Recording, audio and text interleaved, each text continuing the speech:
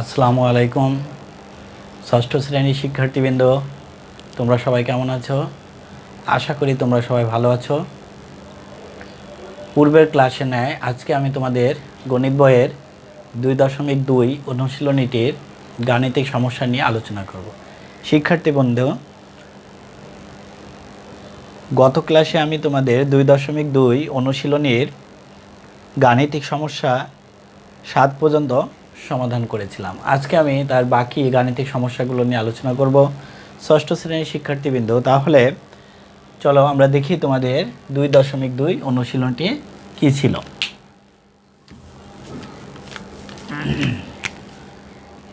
অনুশীলনী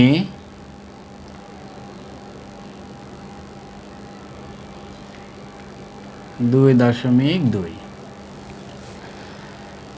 গত ক্লাসে আমি 7 নম্বর গাণিতিক সমস্যার সময় আলোচনা করেছিলাম। এখন আমি আলোচনা করব 9 নম্বর গাণিতিক সমস্যাটি নিয়ে।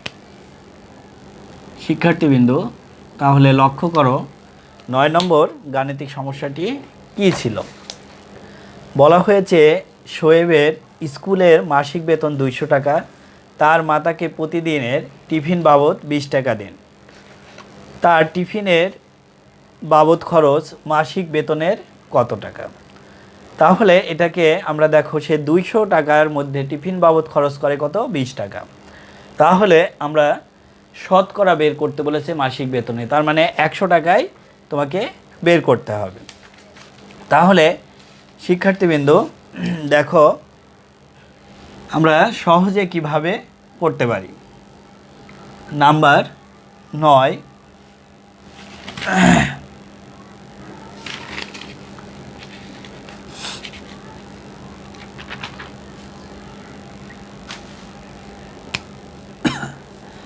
তাহলে দেওয়া আছে শোয়েবের, লিখে নি, দেওয়া আছে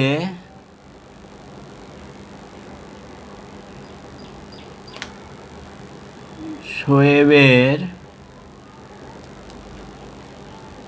মাসিক বেতন 200 টাকা এবং আরেকটি দেওয়া আছে টিফিন বাবদ খরচ। শোয়েবের প্রতিদিনের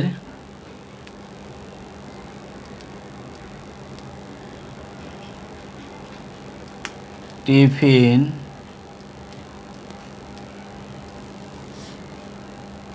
বাবদ খরচ 20 টাকা। তাহলে বলছে তার মাসিক বেতনের শতকরা কত। তাহলে দেখো লিখতে পারি,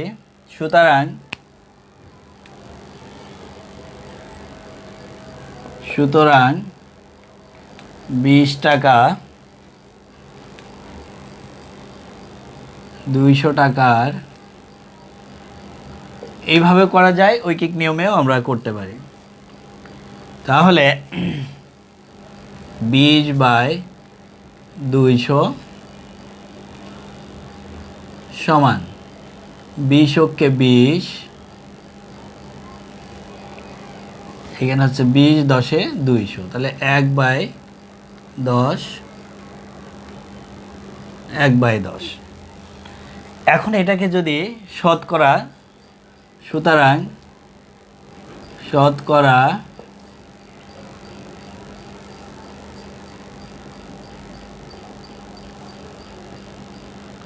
বলছে বাবদ খরচ মাসিক বেতনের শতকরা, মাসিক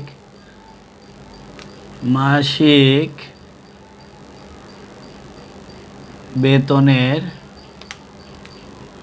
শতকরা সমান, তাহলে 1/10 গুণ 100, এটা একটা পদ্ধতি। 10 10 × 100, 10%। এটাই হচ্ছে উত্তর। তাহলে তার মাসিক বেতনের 10% সে খরচ করে। আশা করি শিক্ষার্থীবৃন্দ, আবার বলি, দেওয়া আছে শোয়েবের মাসিক বেতন 200 টাকা, প্রতিদিনের টিফিন খরচ 20 টাকা। এখন প্রশ্ন করেছে যে তার মাসিক বেতনের শতকরা কত টাকা সে খরচ করে। তাহলে 20 টাকা 200 টাকার হচ্ছে 1/10 অংশ। যেহেতু শতকরা বলেছে, তাহলে শতকরাতে আমি তোমাদেরকে 3টি পদ্ধতি দেখাইছিলাম, এটি একটি শর্ট পদ্ধতি, এই জন্য 100 দিয়ে গুণ করে পার্সেন্টেজ দিয়ে দিয়েছে।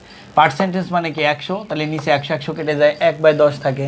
তাহলে শিক্ষার্থীবৃন্দ, আশা করি তোমরা 9 নম্বর প্রশ্নটি বুঝতে পেরেছ। এখন দেখো 10 নম্বর 11 নম্বর প্রশ্নটি একই প্রশ্ন, আমরা যে কোনো একটি সমাধান করতে পারি।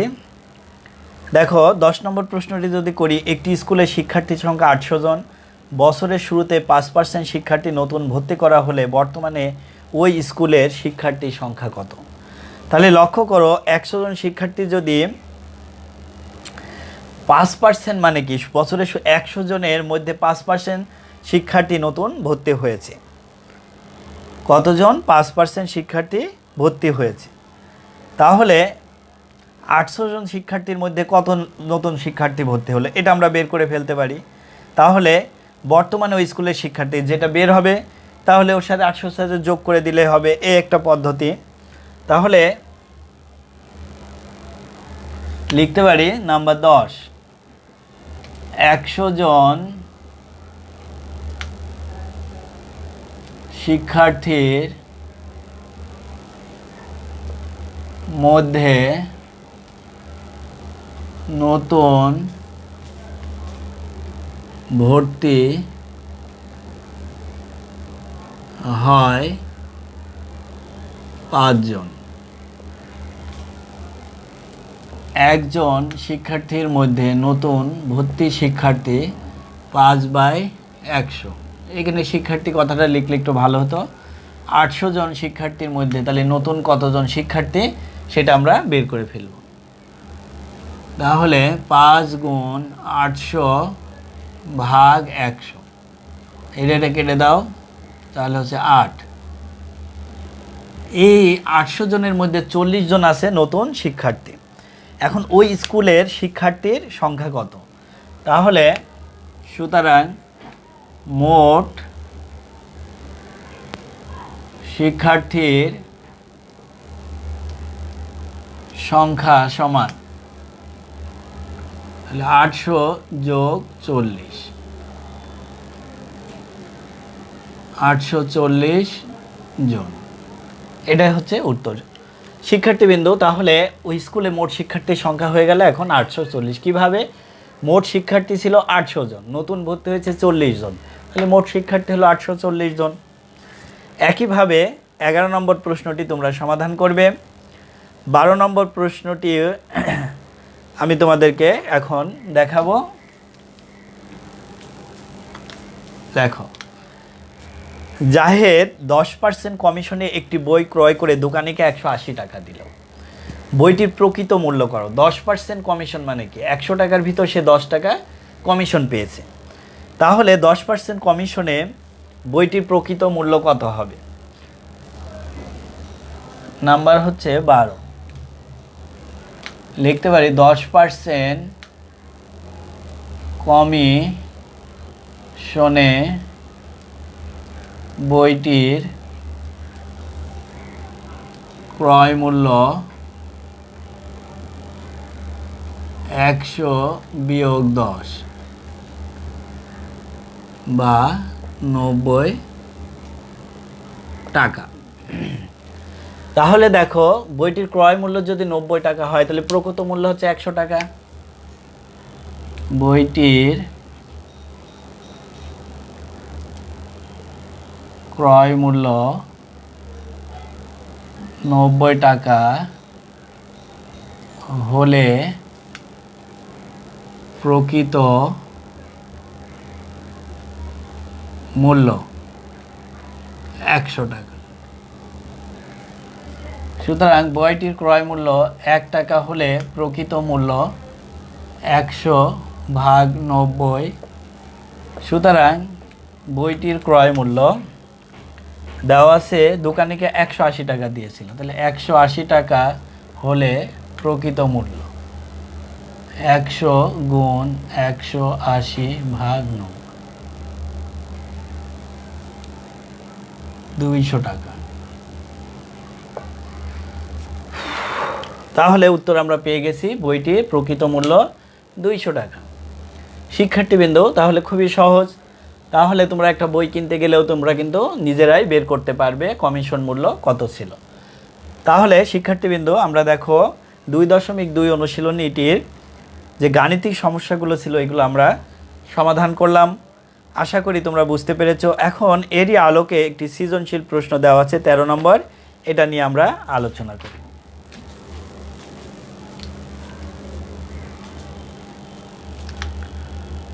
নাম্বার হচ্ছে 13। প্রথমে ক নম্বর প্রশ্নটি কি বলেছে দেখি। ক নম্বর প্রশ্নটি বলেছে,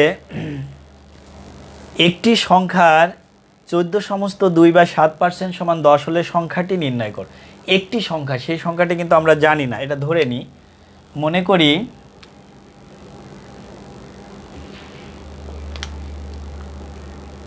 সংখ্যাটি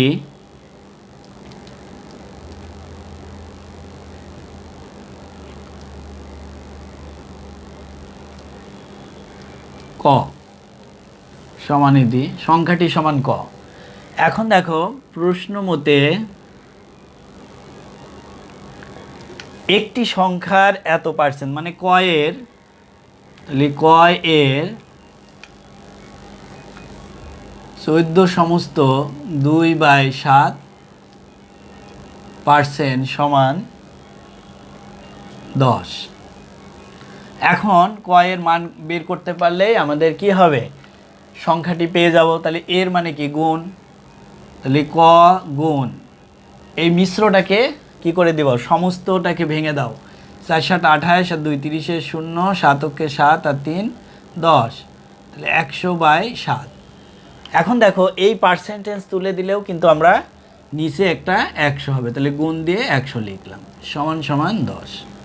100 100 কেটে দিলাম, তাহলে উপরে থাকলো কি ক, নিচে থাকলো কি 7 সমান 10, বা ক সমান 10 গুণ 7, সুতরাং ক সমান 70। সুতরাং নির্ণেয় সংখ্যাটি 70। এটাই হচ্ছে ক নম্বরের উত্তর। বলেছে সংখ্যাটি নির্ণয় কর। খ নম্বর প্রশ্ন করেছে প্রতি ডজন কলার বর্তমান দাম কত। তার মানে 12টি কলার বর্তমান দাম কত। এখন দেখতে হবে উদ্দীপকে কি দেওয়া আছে। কলার দাম 14 সমস্ত 2% কমে যাওয়ায় 420 টাকায় পূর্ব অপেক্ষা, মানে আগের থেকে 10টি কলা বেশি পাওয়া যায়। অর্থাৎ আগে বর্তমান যে দাম ছিল তার থেকে যখন 14 সমস্ত 2/7% কমে গেল, তার থেকে 420 টাকায় পূর্ব অপেক্ষায় 10টি কলা বেশি পাওয়া গেছে। তাহলে দেখতে হবে 420 টাকায় কত টাকা কমেছে। তাহলে দেখো 14 সমস্ত 2/7, তার মানেটা কি, আমরা এটাকে মুছে দিলাম। নাম্বার হচ্ছে খ, 13 খ নম্বর প্রশ্নটি। তাহলে আমরা লিখতে পারি 14 বা এত পার্সেন্ট কমে, তার মানে 100 টাকায়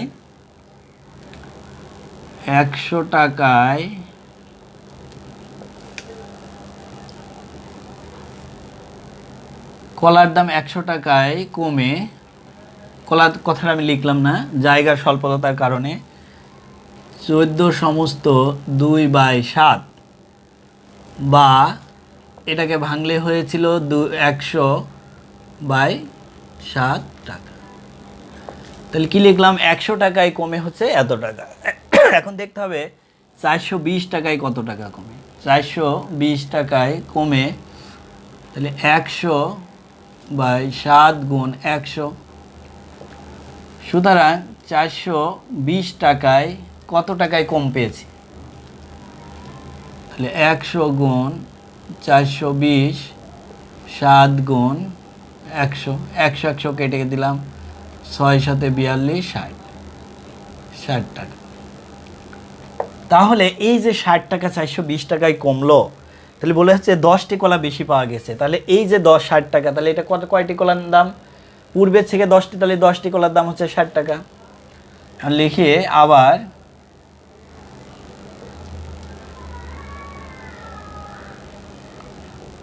জানি 1 ডজন 12টি। তাহলে এই 12টি কলার বর্তমান দাম বের করতে বলেছে। তাহলে 10টি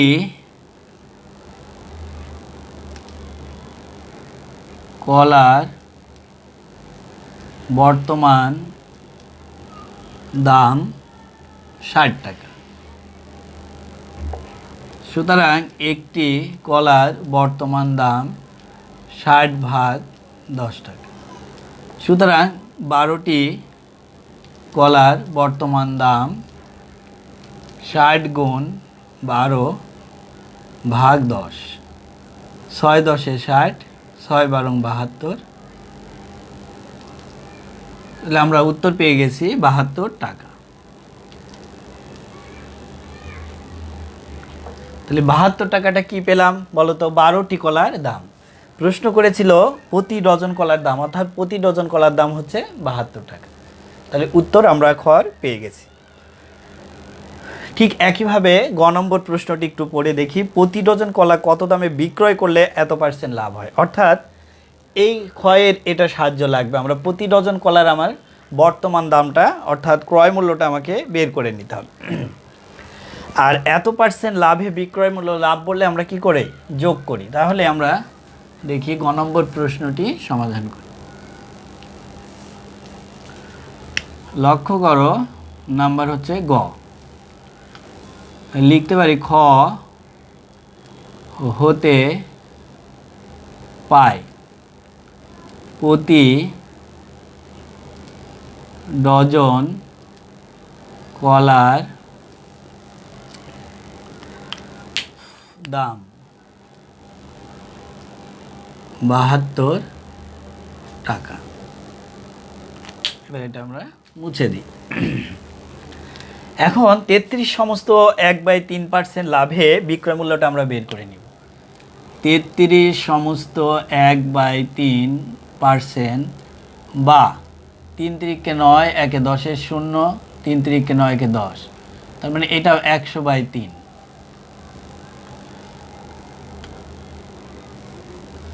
এত % লাভে বিক্রয় মূল্য 100 যোগ 100/3 টাকা। তাহলে এটা ভগ্নাংশে যোগ করলে কি হবে? 300 আর 400। আচ্ছা, লিখে 100 300 যোগ 100 টাকা, 400/3 টাকা। এখন প্রশ্ন করেছিল প্রতি ডজন কলা কত দামে বিক্রয় করলে। তাহলে দেখো এটা পেয়েছি বিক্রয় মূল্য। ক্রয় মূল্য কত? 100 টাকা। তাহলে ক্রয় মূল্য 100 টাকা হলে বিক্রয় মূল্য হচ্ছে এত টাকা। আর এটাও ছিল কি প্রতি কলার দাম, এটাও ছিল ক্রয় মূল্য। তাহলে লিখতে পারি এখন ক্রয় মূল্য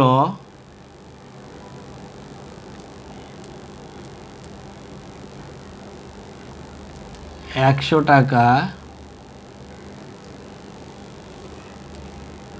হলে বিক্রয় মূল্য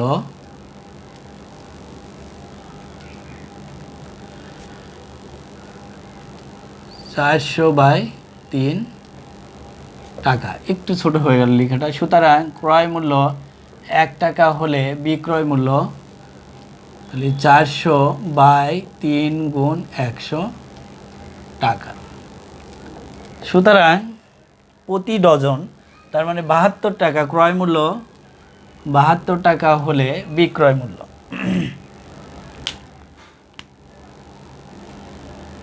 তাহলে 400 গুণ 72, 3 গুণ 100, এটা কেটে দাও। তাহলে এখানে হচ্ছে 4, এটা কাটলে 3 দুগুণে 6, 1 3 4 12, তাহলে 4 4 16, 6 4 দুগুণে 8 9, 96 টাকা। প্রশ্ন করা ছিল প্রতি ডজন কলা, তার মানে কি দেখো তো, প্রতি ডজন কলার ছিল 72 টাকায়, মানে প্রতি ডজন কলার দামই আমরা পেয়ে গেছি। তাহলে সুতরাং প্রতি ডজন